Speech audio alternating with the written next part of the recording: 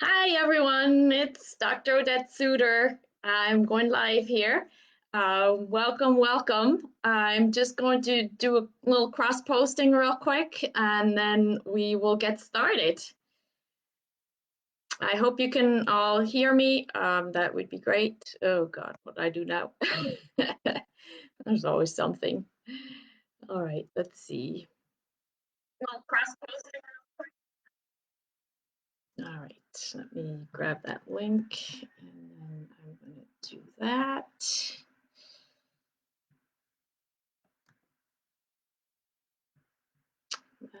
One, here we go. And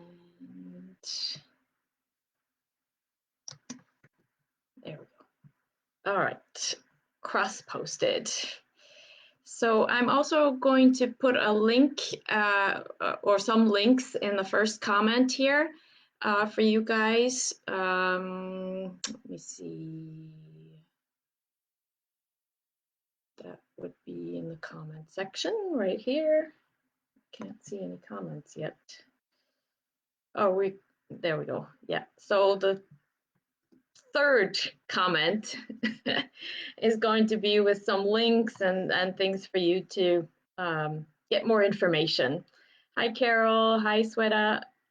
It's good to see you guys. I know a lot of people are still coming in, so I'm really excited to be here with you guys and sort of ringing in the new year-ish, although it's already almost 3 weeks since the new year started, but doesn't matter.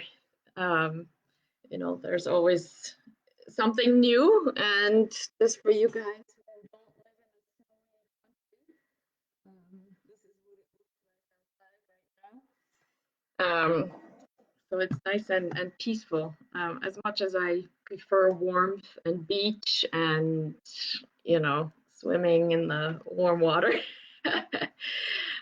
it is kind of nice to see everything all white and clean and peaceful. There's always a little bit of like a quietness, a peacefulness that comes with the snow, and I do enjoy that for like, you know, a day or two, and then after that I'm ready for spring and a little warmer weather. So anyways, I'm just gonna wait a couple more minutes here. Where are you guys all from? I know, Carol, you're from this area as well. So what I don't know. Hi, Josie. Hi, Xing Tan. Sorry, I hope I'm not, you know, messing up your name too much. Hi, Lori. It's all good to see you guys. Happy New Year as well. Oh, Malaysia, midnight. Wow. I better not put you to sleep then. Make it interesting today. Um, so, anyways, I see there's a good amount of people here already, so I'm just going to get started.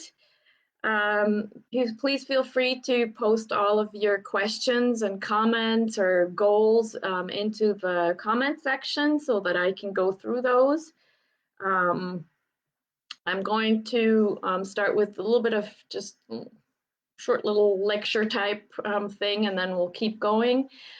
For those who don't know me, I'm a veterinarian. I'm a holistic veterinarian in the Chicago area, and I focus on helping to restore animals' health from the bottom up, and also helping to educate people to keep them healthy, you know, from the very beginning. I do have a book, which is called What Your Vet Never Told You. It's available on Amazon.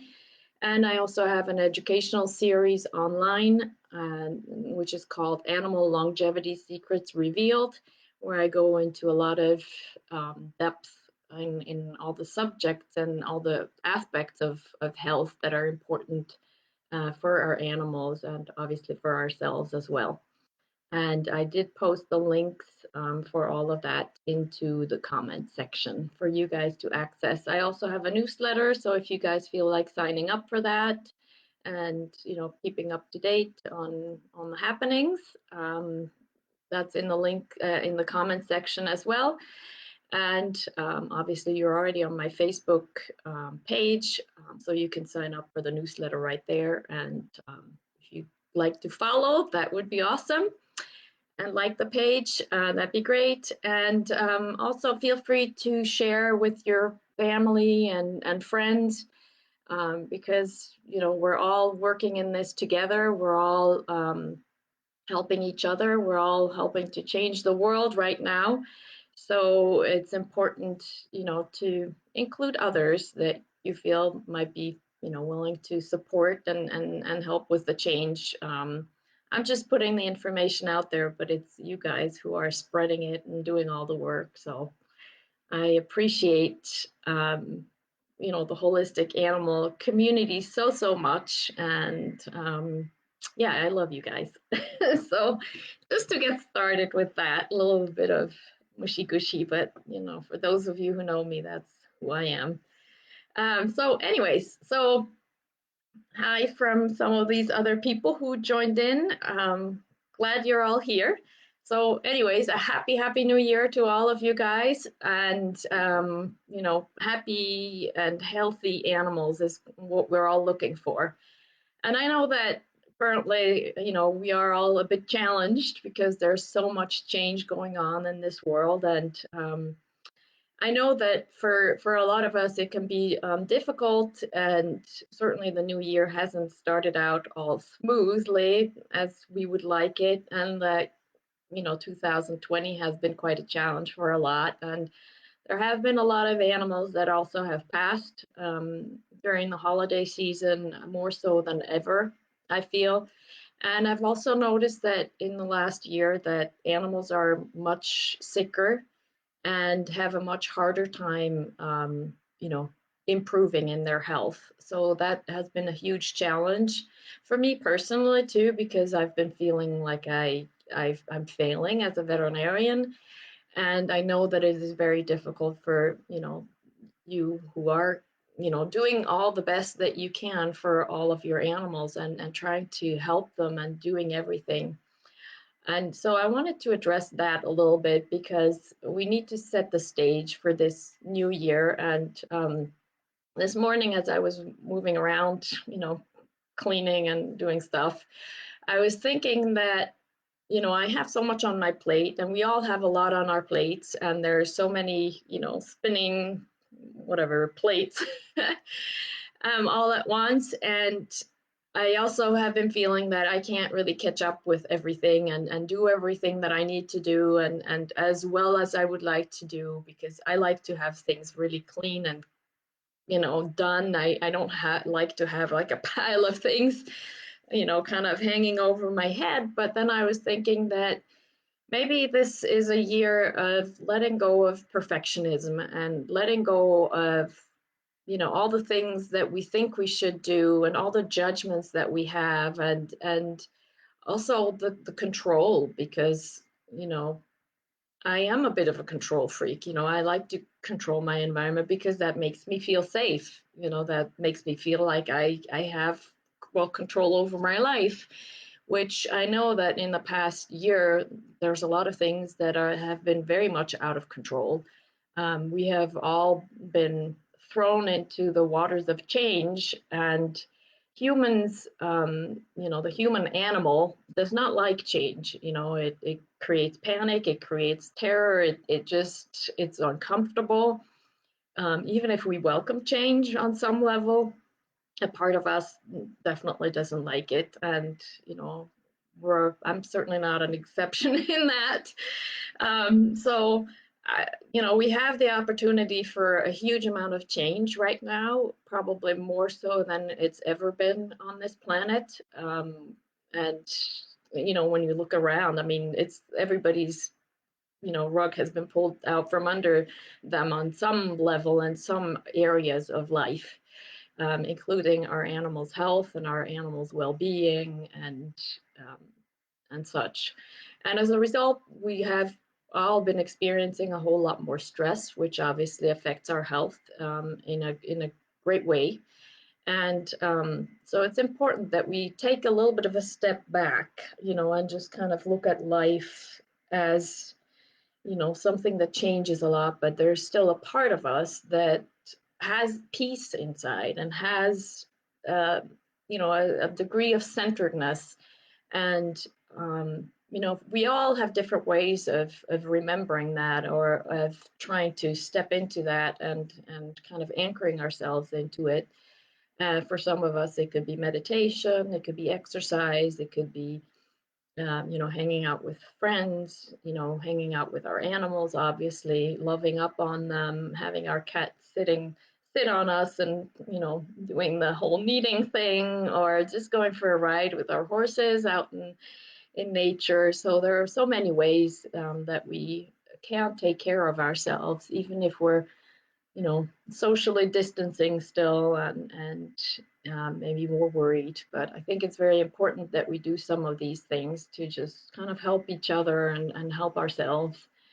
Um, and one thing that I've also would I like to kind of, put out there is that whatever is happening with our animals, and because they are so much in our hearts, whatever's happening with them is just a great catalyst for more change and for more learning and for expanding, basically. So, you know, for a lot of people, that I've seen is that oftentimes whatever is happening with our animals is a bit of a wake up call, especially maybe more so for people who are more in the conventional world. And if that's, you guys, some of you, I feel you, and it can be a rough transition and a rough awakening sometimes, But I'm here for all of you to help you through it and help you with whatever you need for your animals, and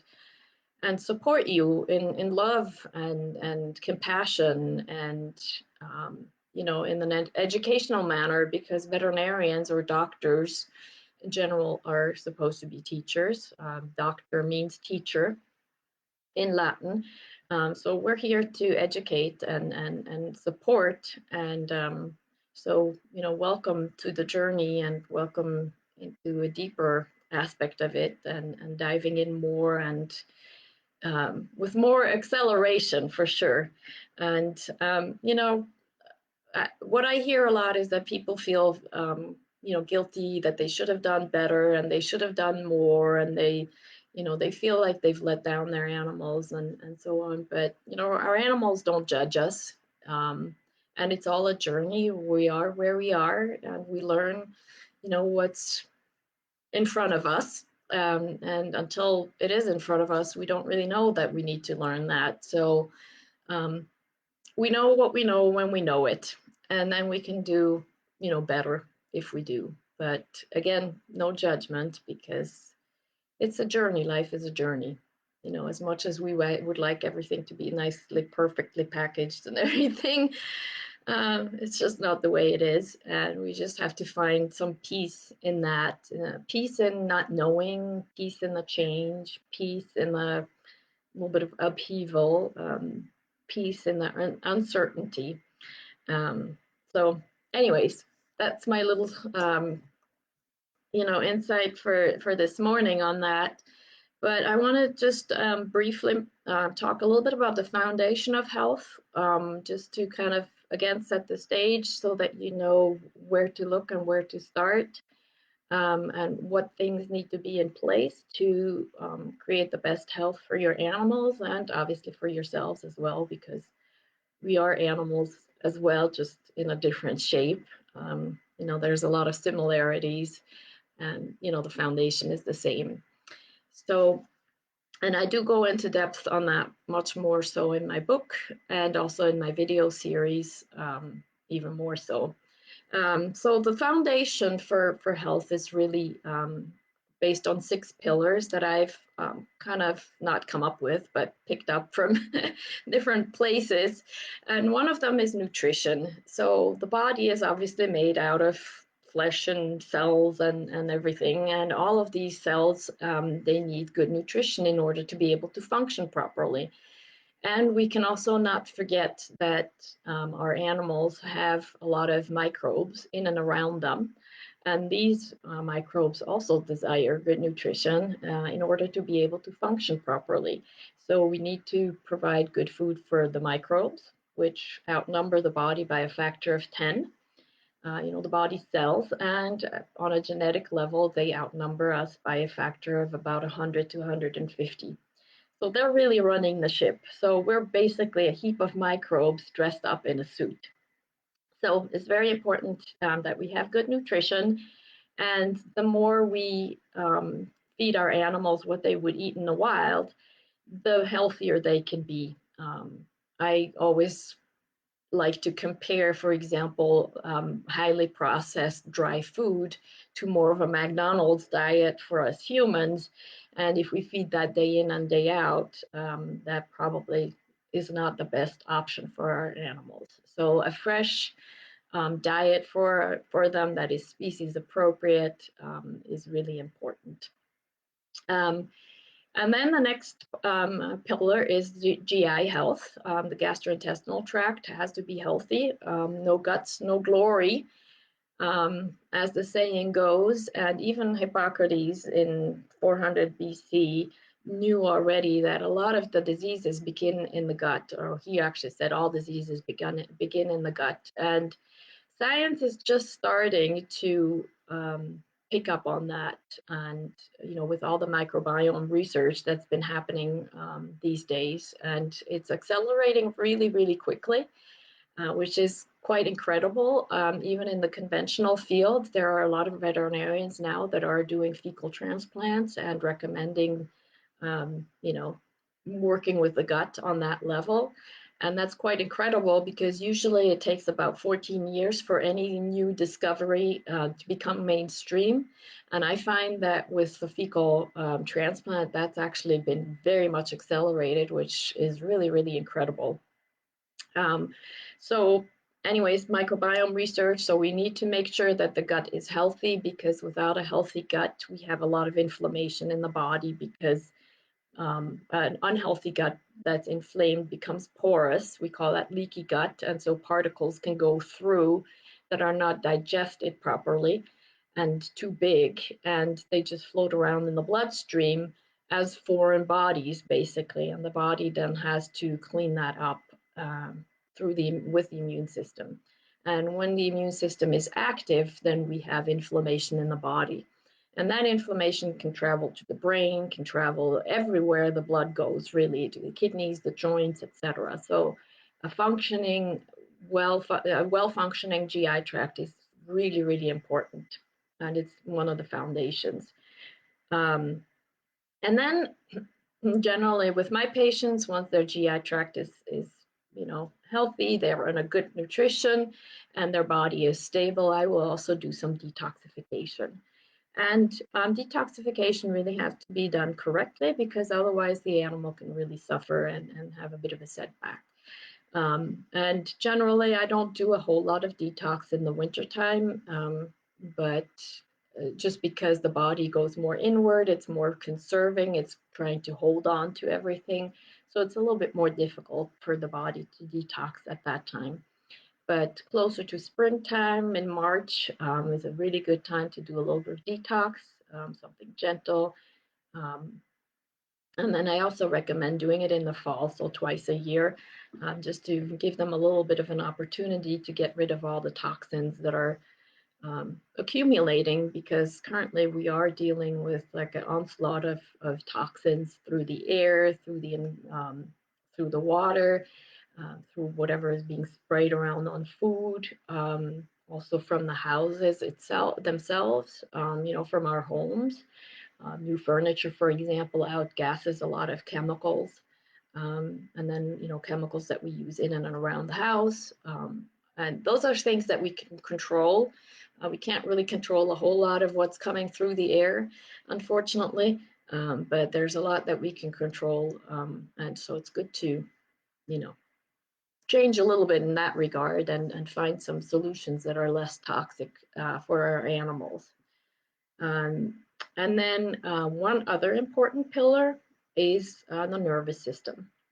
And the nervous system pretty much innervates everything. It innervates the GI tract, the heart, the lungs, the kidneys, the muscles, the tendons, the ligaments, etc. So it's very important that the nervous system is functioning properly.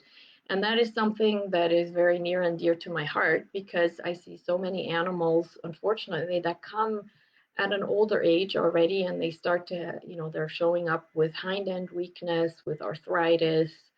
Um, and those animals could really have been helped ahead of time if they had gotten some regular chiropractic adjustments, for example, or other type of body work that keeps the muscles functioning properly so that they can stabilize the joints in a way that allows them to stay healthy.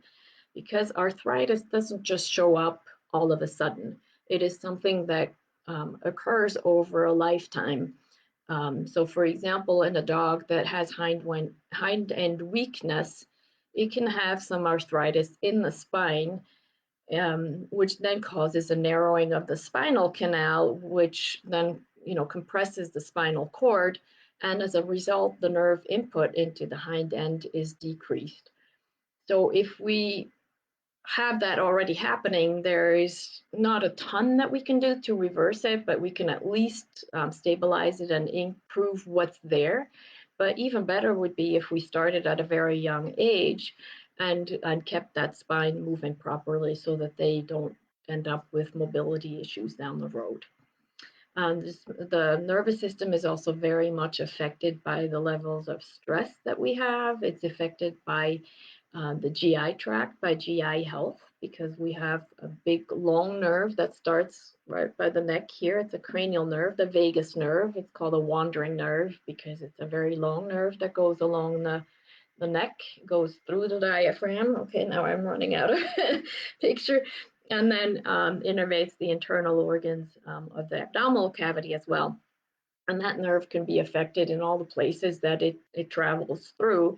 So it's important to keep that nerve flowing properly, but also the other way around because the GI tract also sends signals through the vagus nerve back up to the brain. So it's very important that again we have good GI function because it will affect how the brain works, and so it will affect behavior of animals, for example. So that's the nervous system, and then we also need to make sure that hormone health is great and optimized. We have a lot of toxins again that affect hormone production and hormone detoxification of the body, just overall hormone metabolism. So if there are some issues that point towards possibly being a hormonal imbalance, it's important to have a look at that.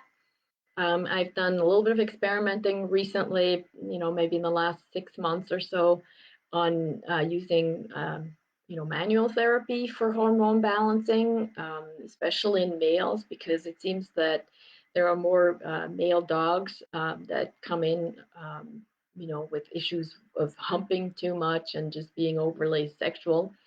And I've actually seen quite some incredible results just from doing a little bit of manual therapy to balance out the hormone glands so that they can work properly. So it's been quite incredible, and it's saved a few dogs, especially again male dogs, from having to be neutered just because we were able to just quickly fix some of their unwanted behaviors that way. So that's been quite nice. So hormones, and then last but not least, exercise is so important for the animals. And just from my own personal journey, I did have chronic fatigue and some autoimmune issues myself. So I know all about not really feeling like moving and having some pains and aches and such. And I think one of the biggest regrets I have is that I didn't exercise during that time. Obviously, I didn't have a ton of energy, but just a little bit of exercise would have still helped a lot. So I think that, exercising is really crucial. Again, it helps relieve some stress, which, we're so exposed, experiencing a lot of right now. So it's not just good for our animals, but for ourselves as well.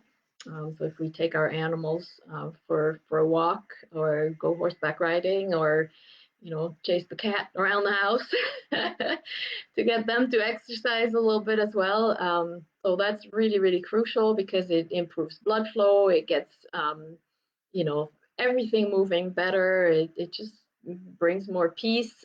So it's really, really, really important. And especially here in the Chicago area, and I don't know where you guys all are, some of you are around here, it's just really, really important, even if it's nasty outside, because it will just keep them, happier. It will keep them more mobile. So it's extremely important. If you have to wrap them up with a bunch of layers of coats, for your greyhounds, for example, they may also need some socks. Do that, but please take them out, every day, go for walks, make sure they exercise, as much as they possibly can. Obviously, there are some animals that are a little bit more limited that way, but find areas where you can go, even with the snow and the ice and so on. And if you really can't, get a treadmill, put them on a treadmill, teach them how to be on a treadmill and exercise, or play games inside the house.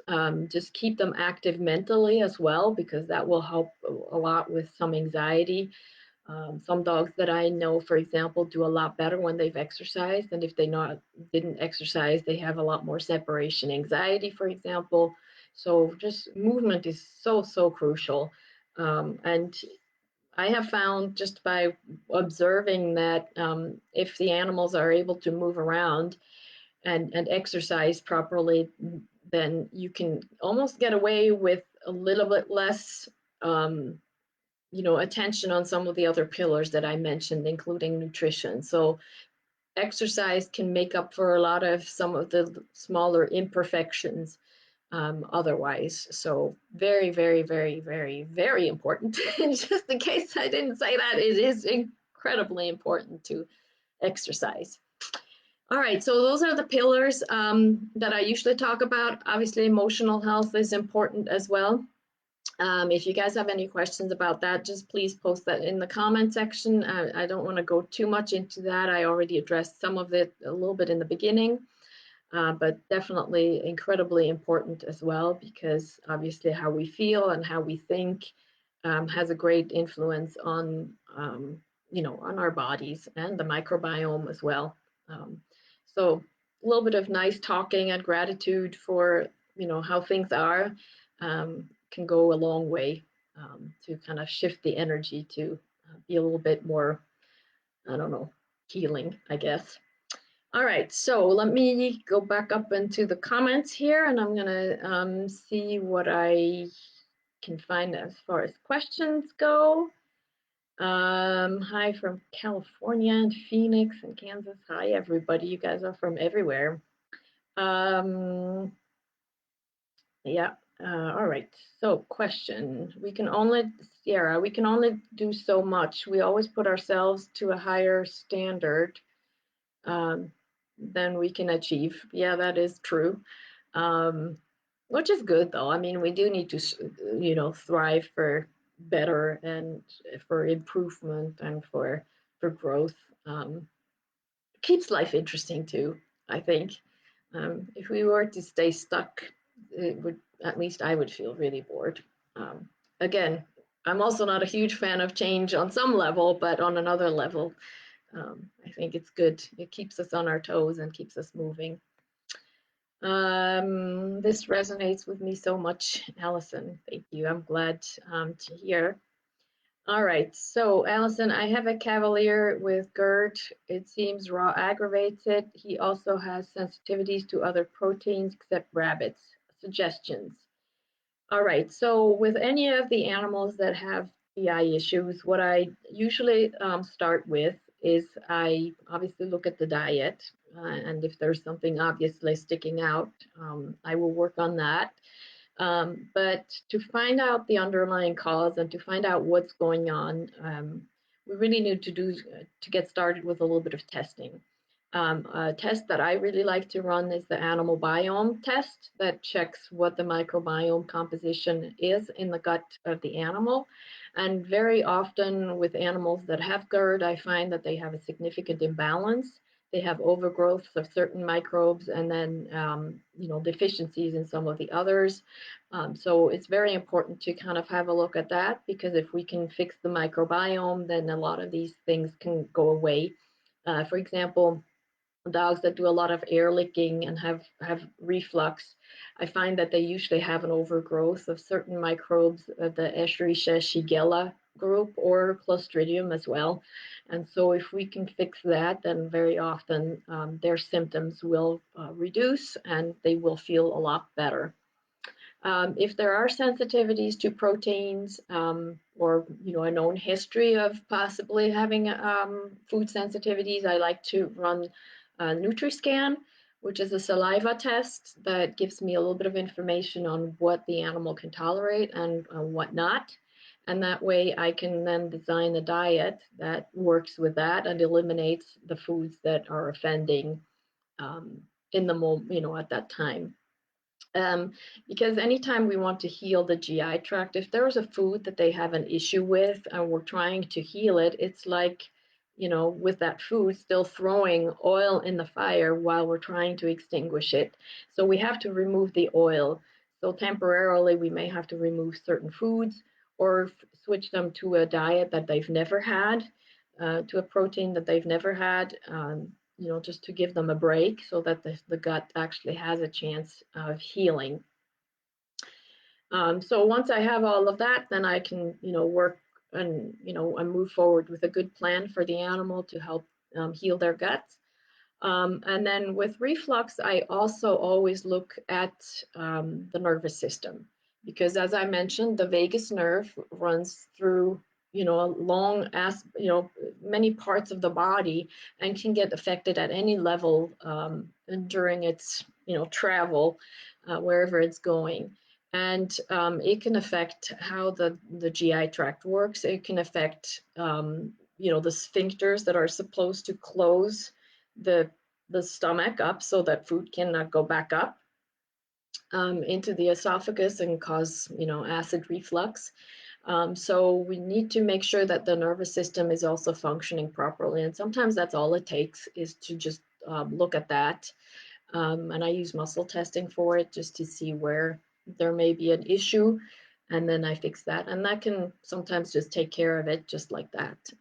But it sounds like your dog may have a little bit more issues with the microbial imbalance as well. So that's kind of where I would go from there. Good morning from Ontario, Bon. Hi. All right, Larry from Dubai. Hello. What could we do to improve hormone health for our dogs that have been prematurely spayed at an early age? Well, there's quite a few things that we can do. Obviously, feeding a good diet will help them have all the nutrients that they need in order to create the hormones that they need. Because animals that are spayed or neutered at an early age, or at any age really, they lose the capability of making hormones in their gonads, basically. But the adrenal glands will pick up on that. So they have the ability of making hormones as well. And so it's important that we keep the adrenal glands healthy. And one way of keeping the adrenal glands healthy is to decrease the level of stress that the body is experiencing. Be it emotional stress, be it physical stress from inflammation, for example, or pain. So just making sure that the adrenal glands have the ability to pick up on that is really important. Looking at the liver is crucial as well, because the liver is the organ that detoxifies the hormones. So it breaks down the hormones that have been used up and then excretes them through the bile. So it's important that we make sure that the liver pathways are really good for that, because in a lot of dogs that have some of these unwanted behaviors, it can also be that the liver pathways are just a little bit blocked, and we just need to kind of work with that just a little bit through detox, for example, and manual therapy works with that as well, I have found. So definitely that. And then also making sure that the hormone glands communicate with each other. So we have the hypothalamus in the brain, which is kind of the master hormone gland that receives input from the body, from the environment, from brain in general, and it then sends signals to the pituitary gland as far as what hormones to make and which ones are missing and which ones the body needs more of. And then the pituitary gland sends signals to the thyroid, to the adrenals, to the pancreas, to other places in the body, to all the other hormone glands, and tells them what to do. So we need to make sure that this the hypothalamus and the pituitary gland are functioning properly and also communicating properly to the other hormone glands. And I, have done some experimenting with that, as I mentioned earlier. And a little bit of manual therapy can go a long way with that. And then we obviously also have support that we can give through hormonal, through glandulars, for example, that are basically hormone glands that are taken from other animals. Usually it's, oftentimes it's from pigs, but it can also be from cows, where they take the hormones, the entire gland, grind it up, dry it out, and stick it in a capsule or make a powder out of it, and we can feed that to our animals. So those are options as well. And then we also have supplements that help with the detox process. For example, DIM, D-I-M, and I can never remember what it stands for, but if you, it's dimethyl something something.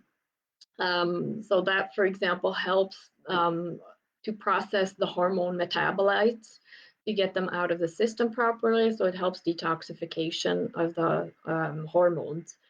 So those are some of the things that we can do. There are also Chinese herbs and other types of herbs that help with hormone metabolism. There are also some that just help to balance out the hormonal system. Like chasteberry, for example, is a common one that is used in horses for especially. So lots of those. All right, so Carol, we're seeing this in my 90-pound, almost 12-year-old German Shepherd Lab mix grandpup. I was just gonna say, I don't remember you have a German Shepherd Lab mix. Anyways, he presented with acute hip pain, back end weakness at two vets have attributed to neurological issues. It's supposed to be progressive. He's also experiencing unjustifiable fears he never had. So sad. We think this is our last year with him. Yeah, I'm sorry to hear about that. Anytime something is acute, I definitely recommend doing some acupuncture, chiropractic work, obviously gentle, nothing, rough, laser therapy and things like that, that can significantly help to decrease pain. And the thing is that when animals experience pain, they can certainly come up with all sorts of behavioral changes. They can become aggressive, they can become more fearful, they can be, just express a lot of stress as a result of it. So I think that addressing the pain is important with that, so that he can feel more comfortable, because when we're stressed out, the brain doesn't function properly. I mean, I'm sure we all experience that. When we're stressed, we tend to snap more or retract, whichever it may be. Yeah, I'm hoping that he can get some good help. Rehabilitation therapy can be very helpful as well.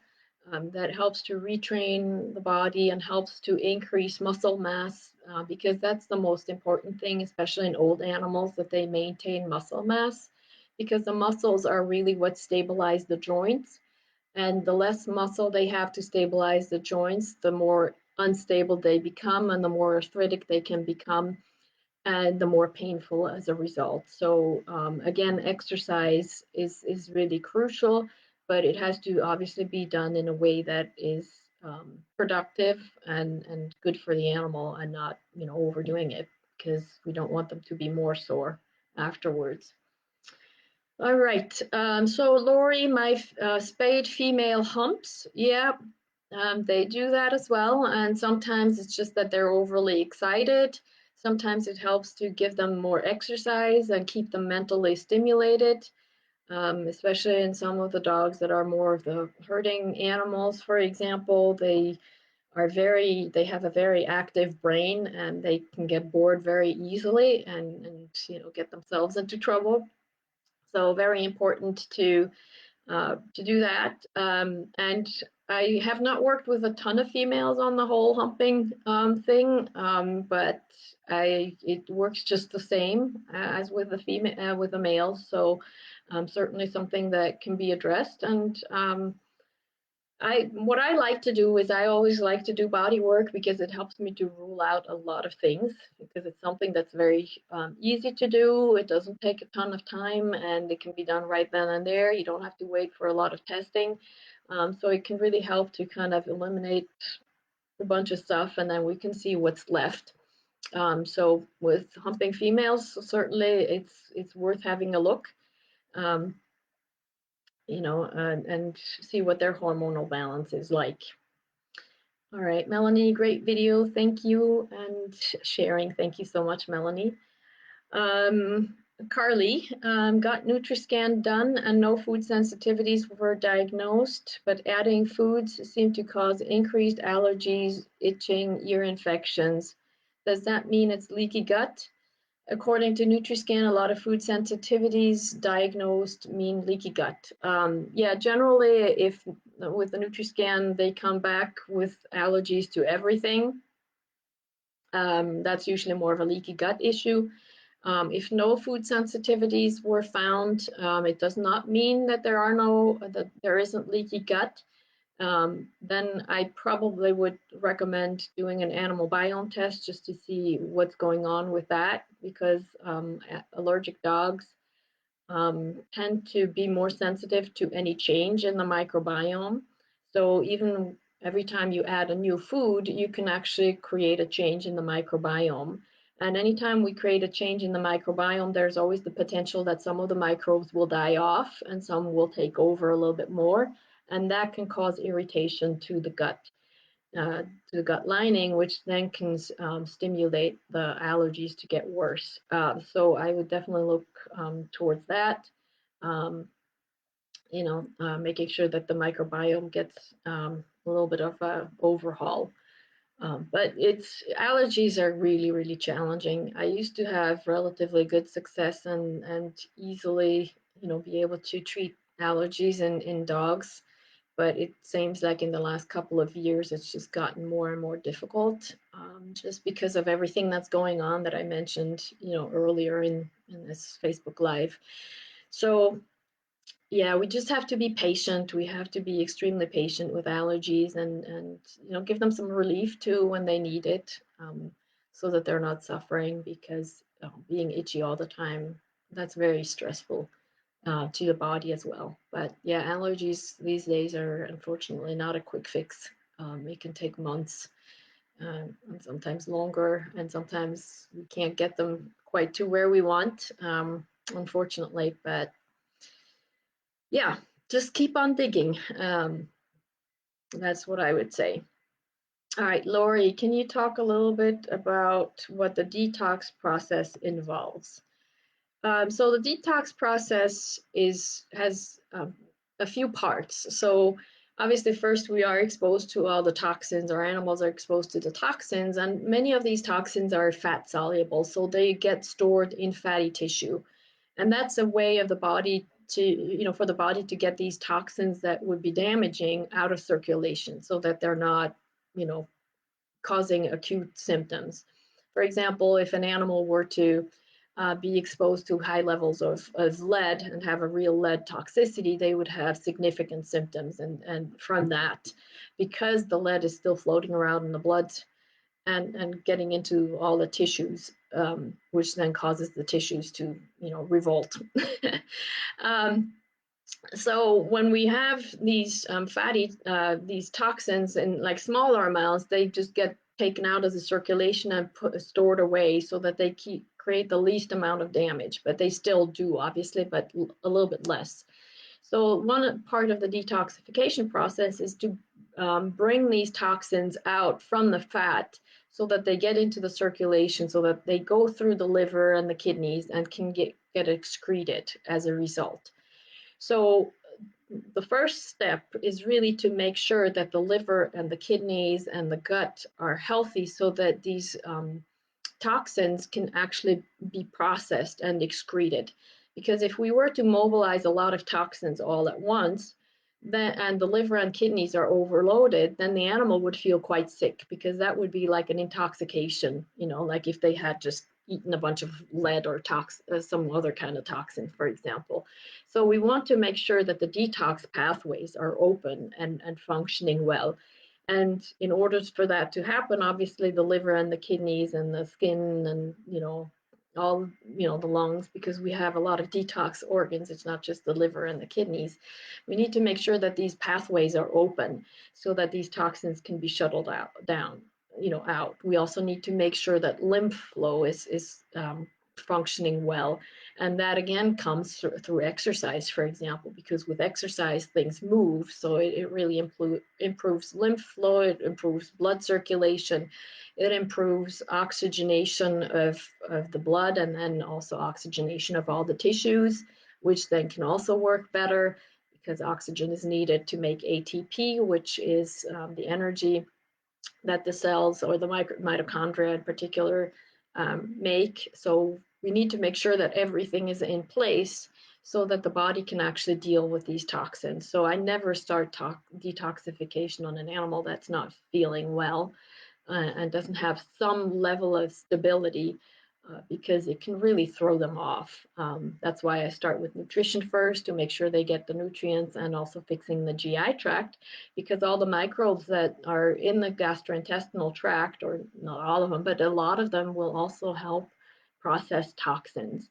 I had listened to a talk a couple of years or so ago by a psychiatrist who was dealing with a lot of autistic children, and she was doing a lot of hair analyses on these children to see what their toxic load is, and she found that they in fact had high levels of different toxins, but that when she was just working on fixing their GI tract and then rechecking their hair analysis a year later, they had much less toxicity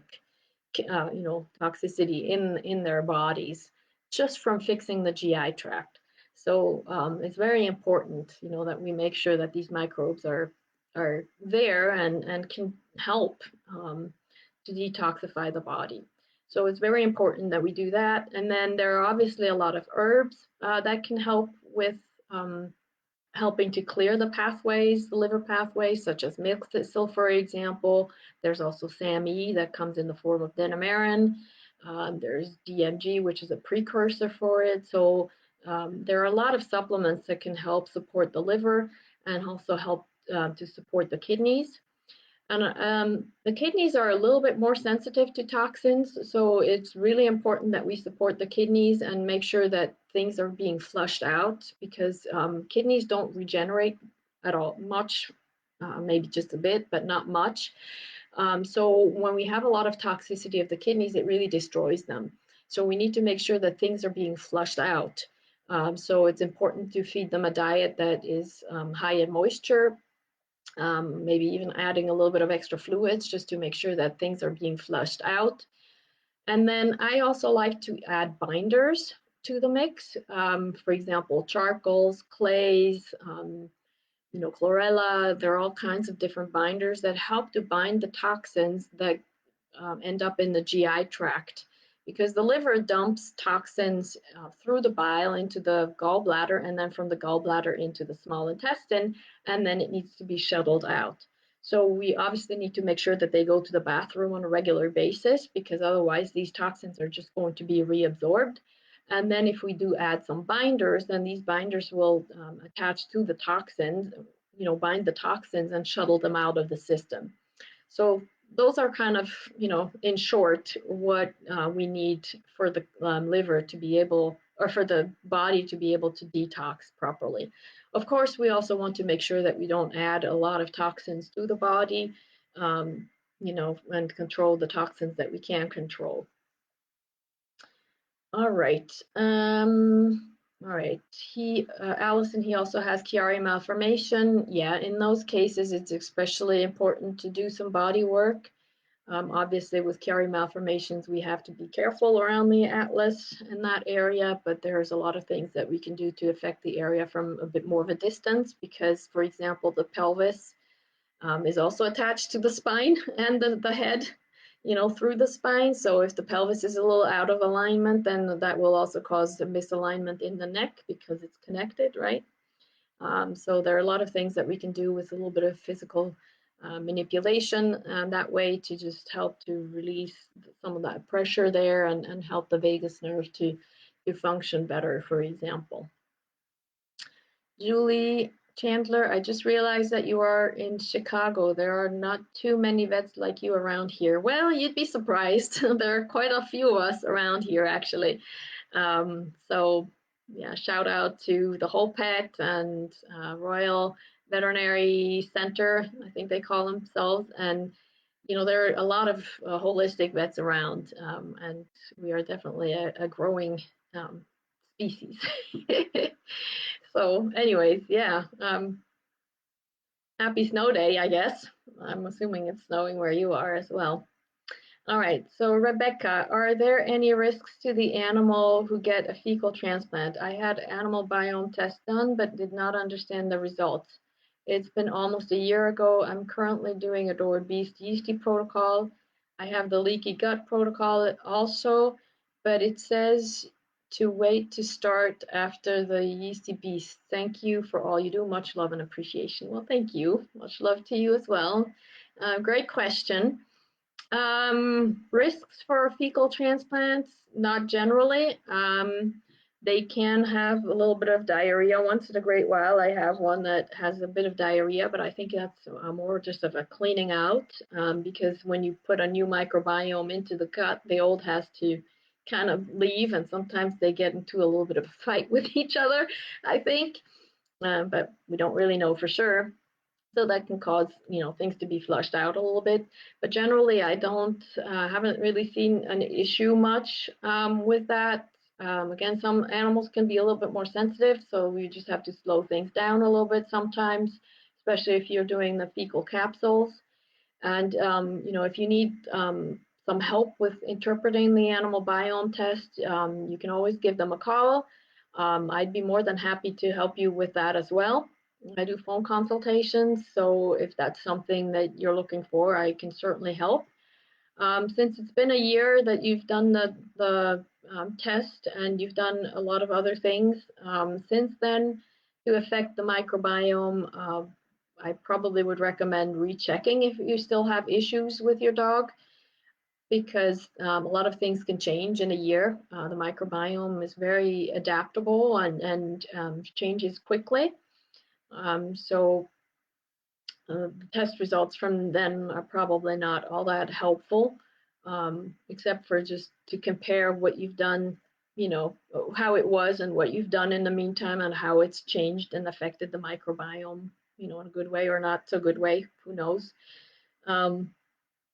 With a lot of things that we do for the gut, I find that it's sometimes we don't really know how it's going to affect it, and that's why my preference is to always do fecal transplants because I know that I'm getting a whole fecal a whole microbiome, or at least a more complete microbiome from a healthy donor dog versus only adding a few different strains of microbes through a probiotic, for example. So I'm a big fan of just taking the whole thing and putting it in there rather than just messing with little things here and there. Because in a probiotic, you have, if you're lucky, you have 10 different species, and it may not even be the species that the body really needs. So it can actually make the imbalance worse. So if we already have an imbalance and we put in a probiotic that feeds this side, so then the imbalance can get worse and make things create more symptoms basically. So I've come away from using a lot of probiotics these days, just because I find that you get much more for your money if you do a fecal transplant, where you just take a the 300 to 1,000 different species of a healthy donor dog and put them into your animal rather than just like 10 little microbes that may not even be the right ones. Plus, with a full microbiome, you're actually putting in a new balanced microbiome that will most likely outnumber what the old is and outperform it and get rid of it. So that's why I'm a huge fan of microbes and microbiome transfers. And I know oftentimes I feel like I'm just repeating myself about GI health and the microbiome, but that's really where you know, where you're going to have the biggest improvement happening for your animals for the most part, unless some dogs, they've had a long-standing microbial imbalance in their gut and a long-standing inflammation going on. So it's going to take longer for the microbiome to get restored, and it may require multiple rounds to do that. So it always depends on the individual. So again, I also have found that even with fecal transplants, what used to be a easy fix has become more challenging in the last couple of years or so. But I guess we're here to learn more and to explore and grow, and it's a good thing that way. Good progress. Larry, amazing. Thank you so much. You're welcome. Carol, do you have a colleague in the Las Vegas area that practices the way I do? You do, I mean me. I would just check the AHVMA website to see if there's anybody in the area. You could also check with Health Pioneers, which is a chiropractic school for veterinarians in the Chicago area. Actually, they are. That's where I trained at the Healing Oasis, but I also did a lot of training with Carl DeStefano, who's a chiropractor and who runs that school. He works with a lot of animals. He's like the neuro guru for animals and humans as well. So anyways, I'm sure they could also help find someone in the area who has the same training I do chiropractically, but you'd have to call to find out. They don't have a list on their website. So AHVMA, and then Health Pioneers, and then there's also the American Veterinary Chiropractic Association, I think it's called. They also have a list of chiropractors in the area. And then for rehabilitation, I would just Google it. There are lists around as well. All right, Lori Divot will be in to see you soon to address some of her issues. All right, then. I look forward to seeing you guys. It's been a while. All right, Kansas City. Very good. Julie. All right, Janet. Have you have you had any experience with hair tests like Parsley Pets or Dr. Tobias? Do you feel they have any validity? I can't speak to those in particular. And I'm not sure if you're actually meaning the hair analysis, where they actually take hair and analyze the hair to see what metals and minerals are present, or if you're talking more of like a biofeedback sort of thing, like Glacier Peak, for example. I personally am a little bit more inclined towards tests that actually measure something that's really there. Not that energy isn't there, but I find those a little bit more challenging as far as they're hard to reproduce, basically. But with hair mineral analysis, that can be very helpful because it can give you a lot of information. The interpretation of those, on the other hand, though, is a little bit more challenging. So you really need to know, because just, for example, if sodium is really high, doesn't necessarily mean that they have too much sodium. It may just mean that they have an imbalance with other things. Or, for example, if some of the heavy metals aren't showing up in these, it doesn't mean that the body isn't very toxic. It may just mean that the body is not able to detoxify them. And so sometimes then when we start changing things, then all of a sudden they start to show up in the hair. So certainly is a good way to look at metabolism as well. It can give us a lot of information on how the metabolism of the animal is working. For example, are they fast or slow metabolizer? What kind of diet would be better for one or the other, things like that. I haven't used it myself very much just because I'm not really trained in interpreting them, but I'm working on it. Oh yeah, thanks for clarifying, Janet. So hair analysis. Um, yeah, so definitely, certainly something that can be very, very helpful. The drawback for those is that it doesn't test for all the toxins, it doesn't test for all the heavy metals, but it can certainly give you a good representation of what's going on with an animal's metabolism and what they can need from a nutritional standpoint to help out a little bit. All right, Amy, can you speak on probiotics and overdoing it or feeding too much of certain fermented foods? Certainly, I addressed a little bit the probiotic part, which, fermented food belongs in that category as well. There are some excellent, excellent fermented foods out there, such as answers, for example, and there's sauerkraut, there's kimchi, there's kombucha, there's all sorts of fermented foods that can be very helpful. Kefir, for example, fermented goat milk, those can be all really amazing at helping an animal. And at the same time, I also sometimes see animals that don't do well with these. So it's not a one size fits all. And overall, if you have a somewhat healthy GI tract already, I just recommend doing a lot of, mixing up and providing a lot of variety. I personally don't think that, giving, everything fermented every day is ideal. I like to just have a variety and also get some of the microbes from the environment, having them roll around in the dirt and licking themselves afterwards. Obviously, preferably dirt that hasn't been sprayed with chemicals. But it really depends on the animals. But I definitely have seen animals that are over fermented and didn't do well with that. And that's usually because they already have a pre-existing microbial imbalance in the gut that just got worse because it was creating more imbalance. Definitely I would look there if that's the case for your animal. And then oftentimes they do just fine afterwards. When you do a microbiome test, I do always recommend to stop any sort of probiotics and fermented foods beforehand for at least a week, preferably just so that you actually get a reading on the actual microbiome of your animal. And then while fixing the microbiome, I also recommend staying away from fermented foods and probiotics because we are putting a new microbiome in there and we want that to take a hold.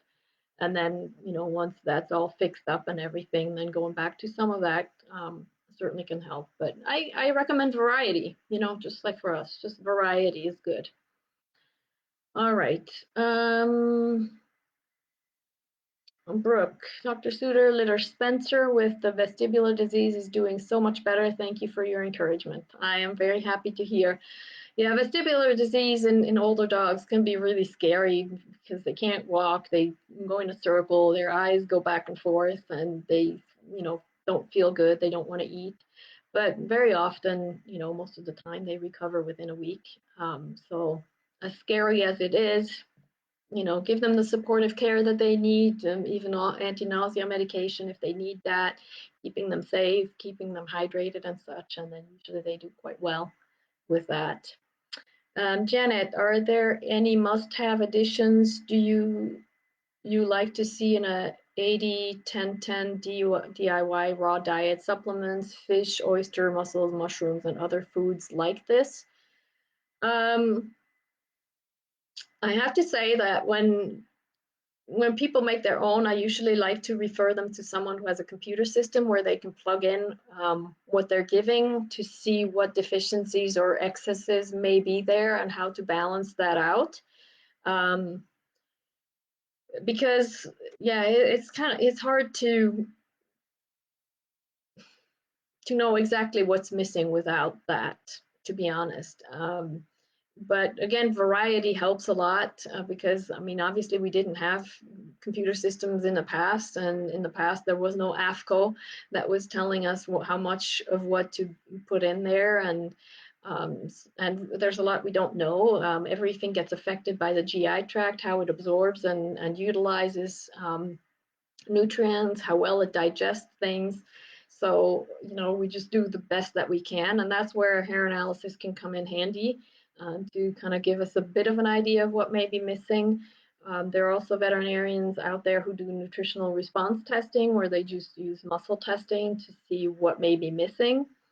So there are definitely ways to figure that out, but certainly adding a little bit of one or the other thing here and there, and adding variety is certainly a good thing. I personally don't really like to stick to the same thing over and over again. So I like to vary supplements. I like to vary fish oils. I like to vary nutrients, just so that they get more of a variety in life. Lee Wong, sorry to get on now, sending you lots of love. Well, thank you. Love to you as well. Nice to see you. And obviously this is recorded, will be available to review and share, and watch with your friends and family again later. Sonia, what would you suggest to give them relief from their itching? I have a German Shepherd that is so itchy, she's currently living in a cone. She was also spayed in hopes to ease the itch recently, but I can't say it did give the desired outcome. She has been raw fed since 8 weeks old and is almost 3 now. I sometimes like to just get them started on some Benadryl for a day or two, just to see if it makes a difference, because if it does, then I know that some of the herbs, like quercetin, things that contain quercetin, for example, or nettles, may be helpful. If Benadryl doesn't help, then most likely those aren't going to help either. Sometimes just to give them some relief while I'm working on the underlying cause and figuring out what's causing it. And in German Shepherds, it's very often the GI tract. They're kind of notorious for that, and food sensitivities as well. So in that meantime, I will put them on a very low dose of steroids that does not cause side effects. Because oftentimes when the body is stressed out, the adrenal glands aren't making quite enough cortisol, which is supposed to help to balance out the immune system. So just giving them just a tiny bit of support that way can also help them. Sometimes some animals respond well to giving them a bath. That can help as well, just to get whatever environmental toxins may be present. So you have to kind of check, do a few things just to see what works for your dog. But certainly, working on fixing the gut is important. Again, allergies are a challenge. So I recommend working with a holistic vet on that, so that you can really look at all the different aspects and address those. There are a lot of Chinese herbs that can also help with some of the itching and can help make them feel better. But I think important for when they're really this itchy, is important to give them some relief, just to kind of get them over the hump, because the itchy body, a stressed out body, is not really in a healing mode. It's more in a sympathetic mode, which is fight or flight, whereas the parasympathetic mode, which is healing and relaxing, is kind of not functioning as well, which that also further makes them can make them more itchy, the stress. I have some patients where when the owners are getting more stressed out about something, then the animals are getting much more itchy as well. So working on your own stress level is important as well, because our animals do pick up on that. I had another thought. Okay, no, can't remember now. It slipped my brain.